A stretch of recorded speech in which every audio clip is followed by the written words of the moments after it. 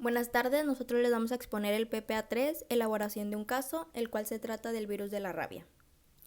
Mi equipo está conformado por Ángel Méndez, Javier Moyar y su servidora Kelly Medrano, y nuestro título se denomina Paciente infantil con diagnóstico de rabia por la mordedura de un can. Nuestro caso clínico trata de una paciente femenina de 11 años, la cual sufrió mordeduras en diferentes partes del cuerpo por un cachorro que se confirmó que tenía rabia. Recibió la primera vacuna antirrábica a los 8 días después de la mordedura. Sin embargo, 39 días después y 7 vacunas más, presentó un cuadro de 5 días, el cual se caracterizó por cefalia, debilidad, parestesias, iniciando estas últimas dos en el antebrazo y fueron ascendiendo a la región cervical. También presentó lo que sería disartria y disfagia, y la temperatura que se le tomó fue de 39 grados. Debido a todos estos síntomas, se internó a la paciente. Al segundo día presentó cialorrea espesa, taquicardia, taquipnea, hiporreflexia y rigidez en la parte del cuello. La paciente se trasladó a cuidados intensivos para realizar exámenes complementarios, en donde se determinó que el líquido cefalorraquídeo era cristal de roca con 21 células por campo a predominio polimorfonuclear, proteinorraquia negativa y glucorraquia de 63 miligramos por decilitro. En cuanto a este virus, pertenece al género Lyssavirus de la familia Rhabdoviridae. Este género comprende 7 serotipos, sin embargo el serotipo 1 pues es el virus de la rabia clásica. Desde el sitio de inoculación, el virus se va a multiplicar en el tejido muscular estriado, al que se le adhiere a receptores nicotínicos y colinérgicos. Ya que el virus llegó a una neurona, se inicia una rápida propagación por el cerebro. El virus se va a diseminar por transmisión directa de célula a célula, plasma, membrana celular o por propagación transináptica, hasta que virtualmente todas las neuronas se encuentren afectadas. Principalmente este virus se localiza en lo que sería el tálamo, ganglios basales y médula espinal. Con respecto al diagnóstico e identificación de este virus, se pretende seguir y emplear diversas metodologías para lo que sería la toma de muestra, diagnóstico, con el fin de obtener un resultado conciso. Para las muestras a analizar se eligieron dos opciones, una de ellas es la biopsia de la piel, la otra sería el líquido cefalorraquídeo a partir de una punción lumbar con ayuda de una aguja para la extracción del líquido. Por otra parte, la técnica que se eligió, tomando en cuenta las diferentes referencias bibliográficas, fue la inmunofluorescencia directa, ya que se menciona que es el estándar de oro. Para la justificación, pues se menciona que la Organización Mundial de la Salud estima que alrededor de 60,000 personas mueren por año a causa de esta enfermedad, principalmente en lo que sería Asia y África. En muchos países de desarrollo, la rabia aún está presente en mascotas y a menudo no se controla, y una gran mayoría de los casos ocurren en Asia, que representa casi el 60%, y África, que suma el 36%. Asimismo, la India sufre un 35% de las muertes humanas por rabia. La técnica de diagnóstico, como se mencionó anteriormente, es la inmunofluorescencia directa.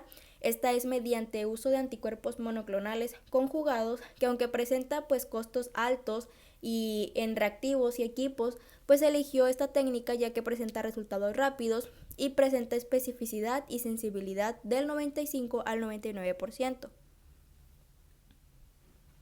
La investigación a profundidad es de suma importancia para el estudio de este virus, ya que a medida de que el virus se va a propagar por el sistema nervioso central, ya no queda la posibilidad de utilizar un tratamiento y se vuelve 100% mortal, debido a que se va a producir la inflamación progresiva del cerebro y de la médula espinal, lo que acaba por matar a la persona.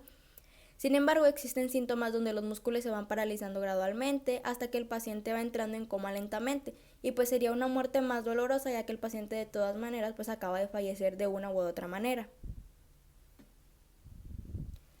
La hipótesis que tenemos es con base al esquema de vacunación antirrábica y los exámenes complementarios, se determina que el estado general de la paciente no se deteriore y logre recuperarse gracias al diagnóstico temprano mediante la técnica de inmunofluorescencia directa.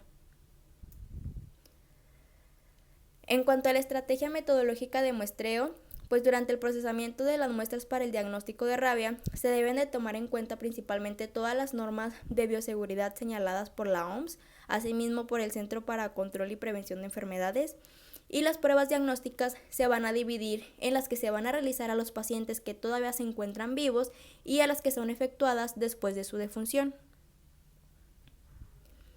Para el caso de pacientes vivos principalmente tenemos las improntas de córnea y el hisopo sublingual, en donde en primer caso se va a buscar el antígeno viral en el interior de las células descamadas de la córnea por inmunofluorescencia directa. Para el caso de la metodología para la toma de muestra, se va a tomar firmemente un portaobjeto, se va a presionar en la parte central de la córnea, se va a fijar con acetona, se va a identificar y posteriormente a empacar. Ya que se tomó la muestra, los portaobjetos se deben secar a temperatura ambiente por alrededor de 30 minutos y se van a colocar en un portalaminillas oscura. Se va a enviar directamente al laboratorio conservándose de 4 a 8 grados. Y en cuanto al hisopo sublingual, se busca el virus del aislamiento por inoculación, cultivo celular o la inmunofluorescencia directa. Se va a realizar mediante un aspado sublingual en un tubo estéril de 4 a 8 grados. Este tiene sensibilidad baja al virus en la saliva, pero pues es útil en el diagnóstico. Se va a tomar la muestra introduciendo la punta del hisopo debajo de la lengua. Se va a realizar un raspado suave y suficiente en lo que serían las glándulas salivales. Posteriormente se extrae el hisopo y se va a sumergir en 2 mililitros de solución salina. Y de igualmente se recomienda enviar inmediatamente al laboratorio y conservándose a la misma temperatura de la muestra anterior, que sería de 4 a 8 grados. Continuando con los diferentes tipos de metodologías para la obtención de muestras con respecto a pacientes vivos, se continúa con la biopsia de cuero cabelludo. En ese se menciona que se recomienda un volumen de 0.5 centímetros y también se recomienda que debe incluir dermis, lo que quiere decir que debe incluir folículos pilosos. Se recomienda tampoco que no debe incluir soluciones como formalina, formaldehído, porque alteran los resultados. Y se debe enviar a la temperatura de 4 a 8 grados centígrados. También se dice que los resultados son exitosos cuando la muestra ha sido tomada un día antes de la muerte. El líquido cefalorraquídeo, se observa la presencia de anticuerpos en cultivo celular y detección de genoma por PCR.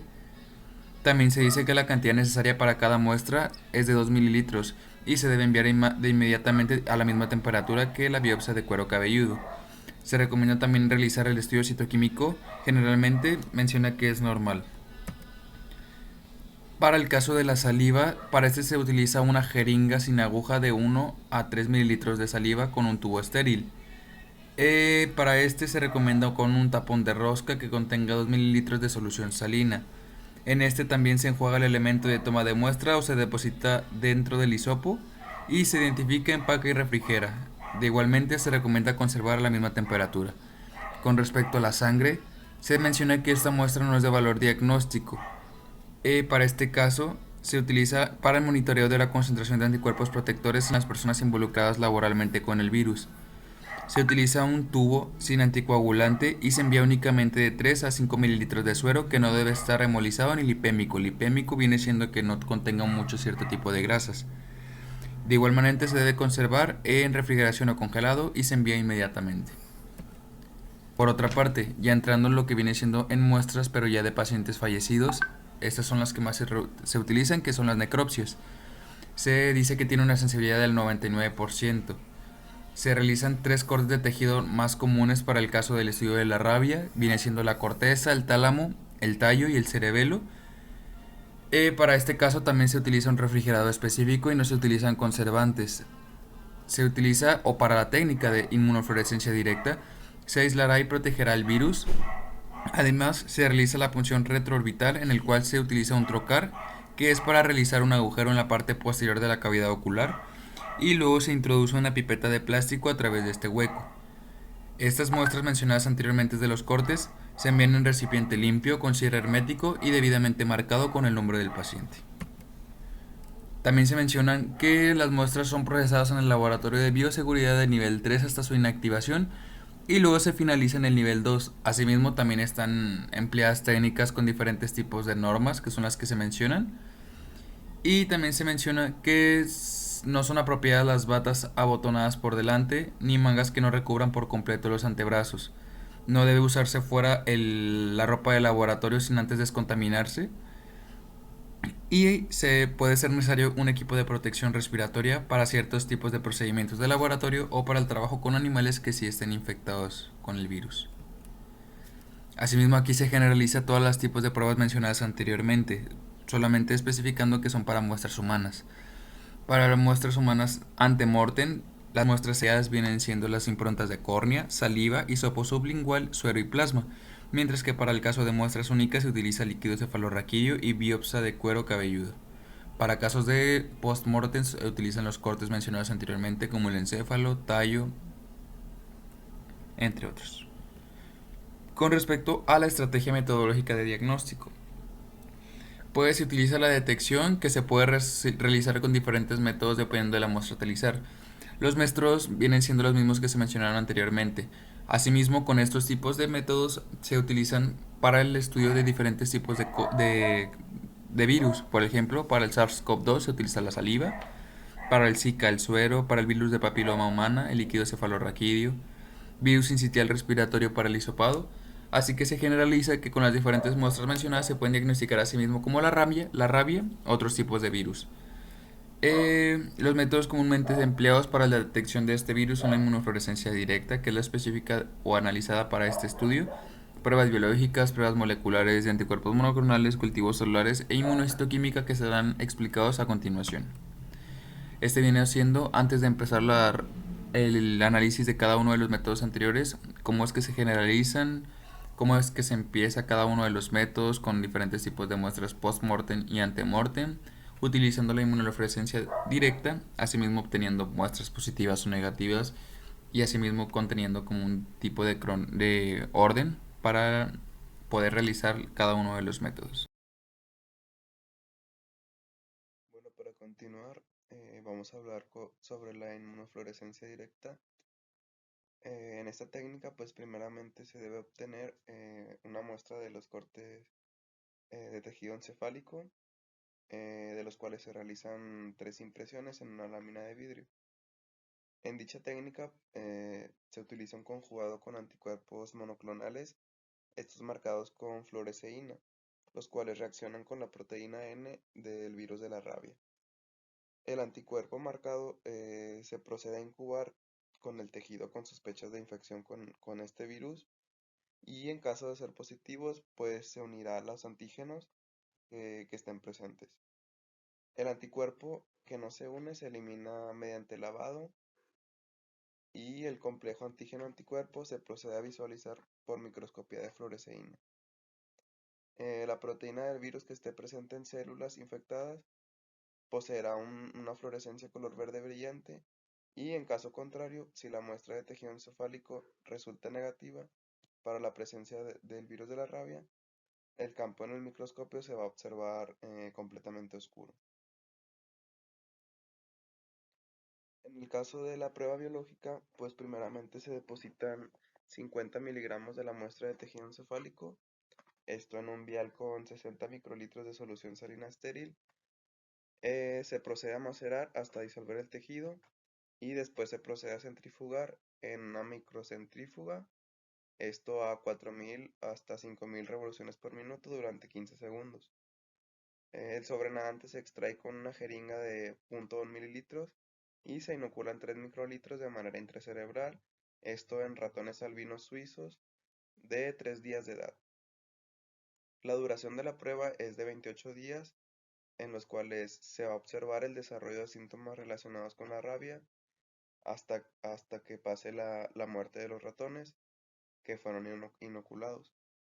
Al momento de que fallece el ratón, se realiza la trepanación, se almacena el cerebro extraído en un vial rotulado con el número de muestra y se guarda en congelación a menos 70 grados centígrados. Con respecto a las pruebas moleculares, antes de realizar RT-PCR, se realiza la extracción de ácidos nucleicos por centrifugación mediante columna. En un tubo se dispone de 50 miligramos aproximadamente de cerebro del ratón positivo para la prueba biológica y se le adiciona 600 mililitros de buffer de lisis, esto con el fin de desintegrar el tejido. Después se mezcla con etanol absoluto al 96% y se pasa por una columna de sílice. Se vuelve a pasar el buffer de lavado para el enjuague de la columna. El DNA complementario quedará impregnado en la columna que por elusión se desprende y se recoge en un vial. El DNA complementario que se recupera estará listo para la realización de PCR. El producto extraído contiene 1666 pares de bases Es el gen que codifica para la nucleocápside, el cual se amplifica mediante PCR. Y bueno, ahora vamos a continuar hablando acerca de la prueba de anticuerpos monoclonales. En este caso, en una lámina de pozos para pruebas de fluorescencia, se realiza una impresión en cada pozo, esto con el cerebro extraído del ratón positivo para rabia por la prueba biológica. A cada pozo se le agrega una gota de cada anticuerpo monoclonal, los cuales son específicos sobre el virus de la rabia. Se utiliza un conjugado anti-IgG y se procede a visualizar el microscopio de luz ultravioleta.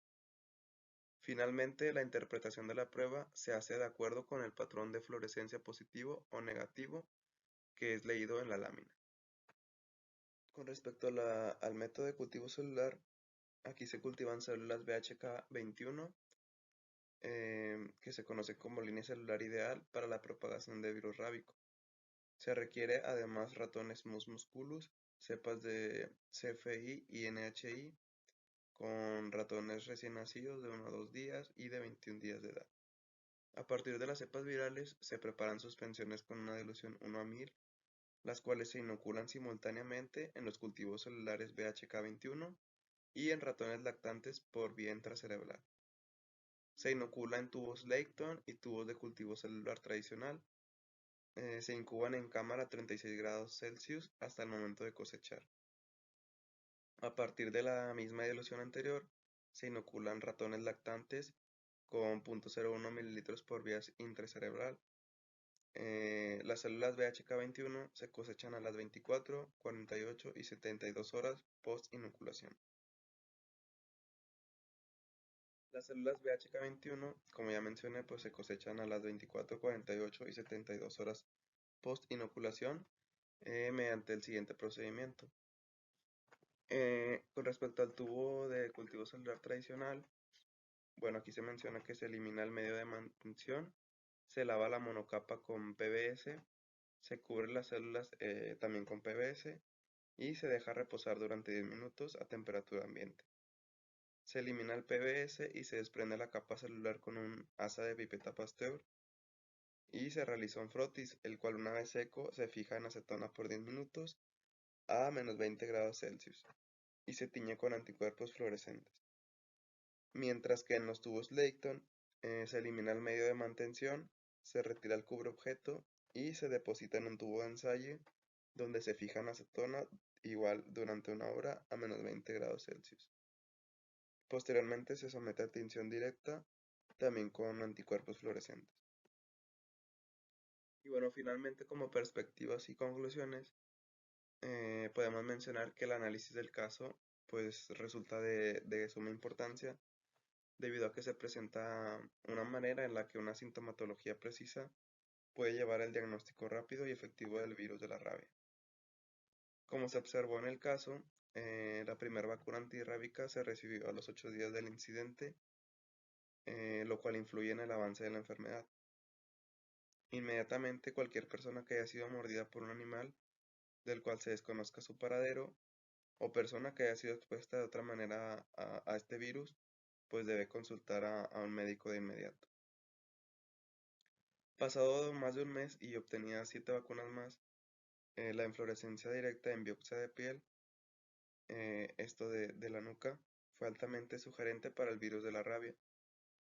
Se comenzó a recuperar a nivel neurológico y se logró recuperar la movilidad de extremidades, pero con el paso de los días el estado general pues volvió a deteriorar y falleció después de 17 días después de su internación con datos de falla cardíaca.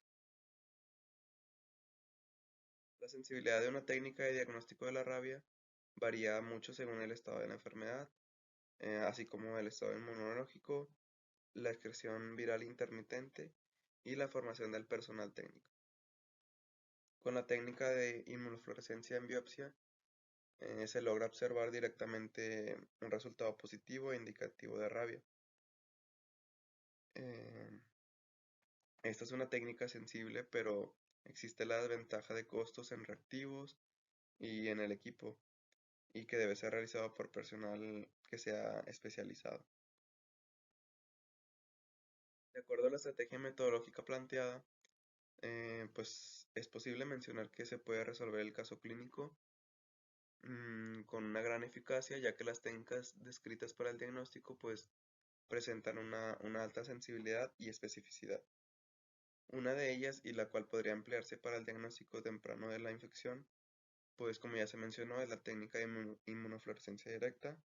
Y un aspecto a señalar que es importante para un diagnóstico temprano, como ya se mencionó también, es que el individuo que sospecha de poseer el virus no permita pues pasar un largo periodo de tiempo para acudir a un centro de salud. Y bueno, finalmente, pues una alternativa para el diagnóstico efectivo y conciso es que el paciente, pues en este caso, haya acudido rápidamente a un centro de salud después de la sospecha de haberse infectado, así como la realización de la técnica de inmunofluorescencia directa, la cual pues es probablemente la opción más viable, si no es, o una de las más viables en cuanto a tiempo, a sensibilidad y a facilidad de la detección del virus. Sin embargo, pues es necesario realizar una prueba confirmatoria como la RT-PCR después de obtener un resultado positivo, lo cual representa pues esperar un mayor periodo de tiempo para su diagnóstico y la confirmación de este. Y pues sería todo de nuestra parte.